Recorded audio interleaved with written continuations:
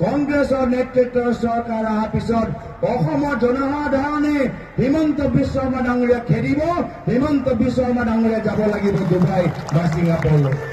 আৰু তাৰ পিছত কংগ্ৰেছৰ নেতৃত্বৰ চৰকাৰ অহাৰ পিছত আমি এনেকুৱা এটা কৰা আইন, এনেকুৱা এটা শক্তিশালী আইন আমি আনিম, যাৰ পিছত ভৱিষ্যত কোনো হিমন্ত বিশ্ব শৰ্মা ডাঙৰীয়া অসমৰ ভিতৰত ৰাজনীতি কৰিব নোৱাৰে। এনেকুৱা এটা কৰা আইন আমি আনিম।